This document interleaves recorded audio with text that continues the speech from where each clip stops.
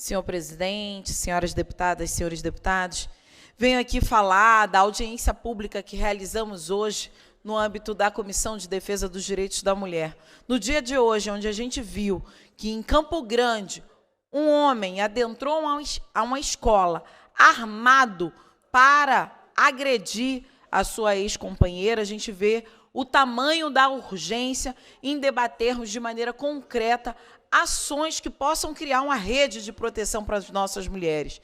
Então, no dia de hoje, realizamos uma audiência pública, nesse mesmo ano em que a gente rememora aí os 17 anos da Lei Maria da Penha, essa mulher que sobreviveu a toda uma truculência, toda uma violência do seu agressor, ex-companheiro. A gente tem aí a oportunidade de pensar em ações concretas para a vida das nossas mulheres, para que elas não sejam as próximas vítimas também dentro da estrutura do Estado, né? Porque essa mulher, muitas vezes, vai à delegacia, vai à DELAN e tem um processo de revitimização. Por exemplo, quando o seu agressor também está na delegacia e ela passa a ter um mesmo ambiente também junto com ele. Claro que muitas vezes diz, mas aqui dentro da delegacia ele não pode fazer nada contra você. Mas é evidente que essa mulher que está numa situação de violência, se ela estiver dentro da delegacia com o agressor, ela já não vai ter a mesma coragem, vai se sentir inibida e ameaçada a denunciar o próprio agressor. Então, são vários elementos que a gente precisa colocar com relação a essa rede de proteção.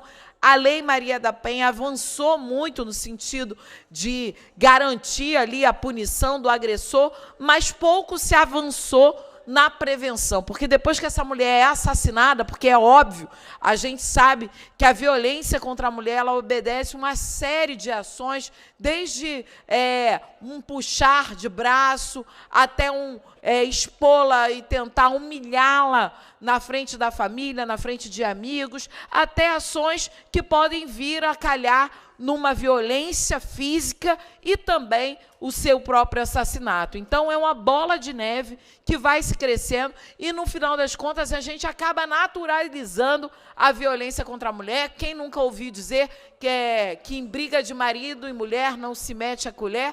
E a gente tem aí, hoje, o Rio de Janeiro como o segundo estado do Brasil com mais feminicídio. Então, essa é uma situação urgente. Se a gente não se obrigar, dentro da Assembleia Legislativa, em todos os órgãos públicos, a fazer esse debate concretamente, nós, de novo, estamos negligenciando e se omitindo diante de ações concretas que possam ser tomadas para a garantia da segurança das nossas mulheres. Então, desde temas tão centrais e fundamentais, como a gente teve no âmbito do governo federal, de garantir ali o socorro, né, do aluguel social para as mulheres vítimas de violência, esse é um tema que a gente precisa tratar de maneira concreta no Estado do Rio de Janeiro. Já aprovamos, inclusive, aqui na Assembleia Legislativa, um projeto de lei que tratava exatamente sobre isso, de aluguel social para mulheres em situação de violência, mas hoje, no âmbito do Estado do Rio de Janeiro, não há uma política que assegure ou que garanta a essa mulher uma saída de casa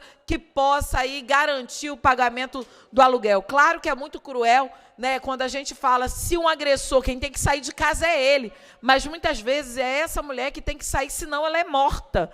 Então, nesse sentido, apelar para o governador do Estado, o senhor Cláudio Castro, que além de ter reduzido em pelo menos, aí, como a gente pôde ver, em 80% os recursos orçamentários para a área para a política de mulheres no geral, a gente tem aí a criação de uma Secretaria Estadual de Mulheres, mas que não tem recursos necessários, ou seja, prioridade está no recurso empenhado naquela determinada atividade.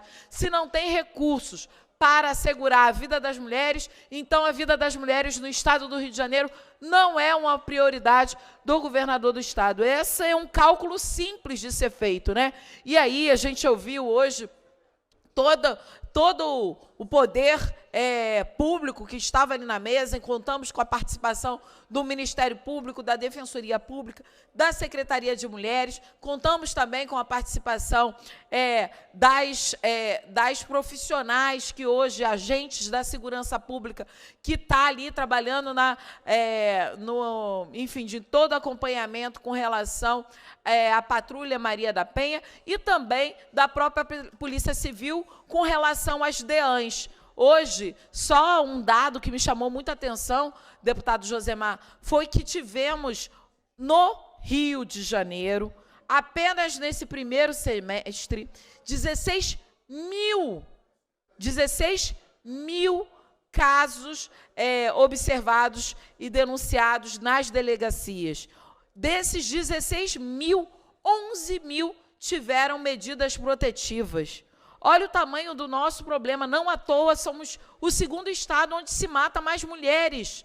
Então, e aí um outro dado que chama muito a atenção e é importante ser dito aqui na Assembleia Legislativa, porque a desinformação está no ar, né? Muitas vezes dizem, não, mas tem mulheres fazendo denunciação caluniosa para fazer com que o seu ex-companheiro seja vingado, enfim, naquela situação em que expõem e desacreditam a fala das mulheres, a Polícia Civil apresentou que cerca de 1,2% teve alguma denunciação caluniosa.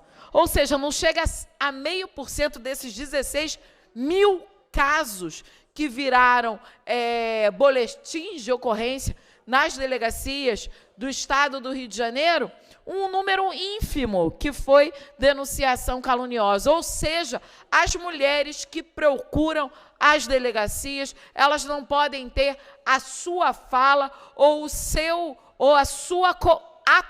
ato de coragem em denunciar desacreditado. Essas mulheres fazem porque elas estão no limite de uma situação muito absurda. Inclusive, é importante notar que um dos dados apresentados é que as mulheres vítimas de feminicídios hoje no estado do Rio de Janeiro sequer chegaram a fazer boletim de ocorrência. Ou seja, essa mulher que está lá na ponta e que ela foi assassinada, ela sequer conseguiu pedir ajuda. Então, olha o tamanho do problema e do abismo que a gente tem com relação à política de mulheres no estado do Rio de Janeiro, porque campanhas permanentes é importante que sejam feitas para que essas mulheres tenham asseguradas a sua possibilidade de viver na dignidade humana. Fora isso, a gente teve vários outros casos que ali foram apontados com relação à lesbofobia, com relação a vulnerabilidades que essas mulheres enfrentam no seu cotidiano. Então, essa é uma das audiências públicas que a gente trouxe como encaminhamento importante com relação à ampliação da rede de proteção para as mulheres, a ampliação do orçamento público para que a mulher esteja prevista no orçamento público do Estado de maneira concreta, mas não só isso, de ações de formação continuada para todos os profissionais, seja os profissionais da saúde, e aí a gente encontra um quadro muito ruim de peritos hoje, né, que fazem, enfim, a perícia no corpo dessa mulher violentada, estuprada. A gente só tem aí cerca de 40 mulheres peritas, e o resto são todos homens. Então, essa mulher que foi vítima de estupro, vítima de um assédio sexual, ela dificilmente se sente confortável, ainda que entendamos que o trabalho de um perito, de uma perita, é um trabalho, enfim, médico, que tem ali uma responsabilidade, mas ela se sente pouco confortável de ser tocada por um homem depois que ela sofreu uma violência sexual.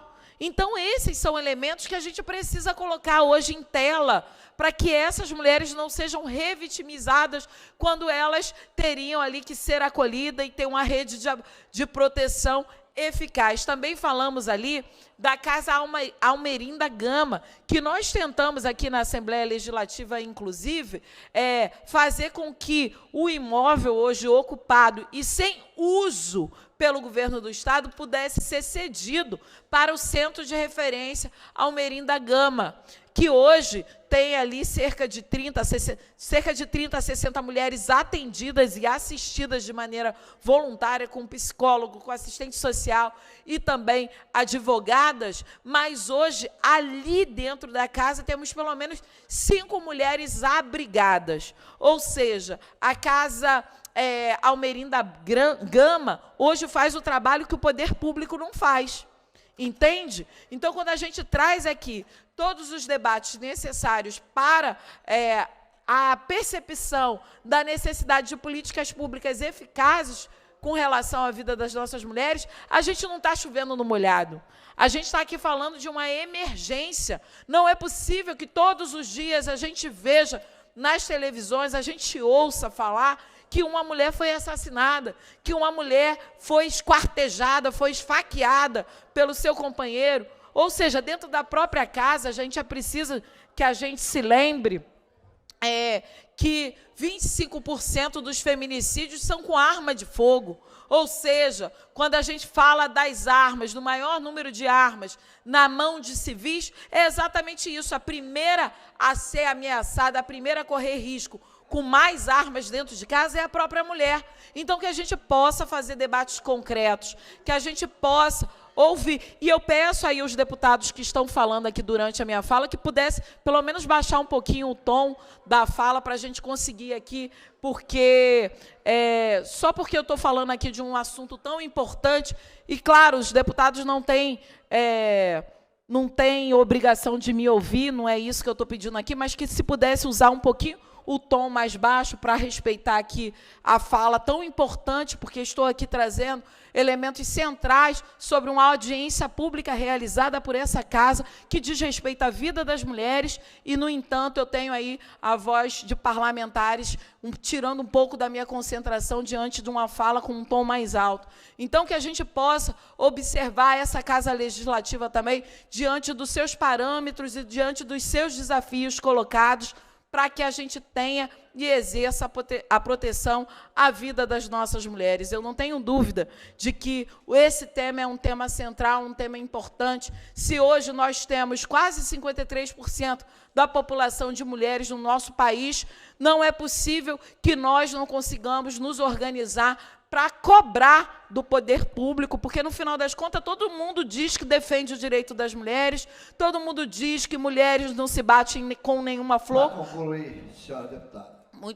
Pois não, senhor presidente. Então, a gente ouve aí todo mundo falar que defende o direito das mulheres, que mulher não se bate sequer com uma flor, mas a gente não vê ações concretas como dinheiro, orçamento público para a vida das mulheres. A gente não vê a ação concreta do poder público, do Estado, garantindo uma rede de proteção que faça sentido para essas mulheres. A gente teve aí um fechamento dos centros de referência do Estado do Rio de Janeiro, que estão em territórios conflagrados e que poderiam fazer o primeiro atendimento a essas mulheres, mas que o governo do Estado fechou. Então, a gente apresentou aqui várias indicações legislativas para que esses centros de referência de mulher, como o Centro de Referência de Manguinhos, por exemplo, para citar um deles, a gente fez para que a reabertura pudesse ser conduzida pelo governo do Estado. Ou seja, se prioridade na política de mulheres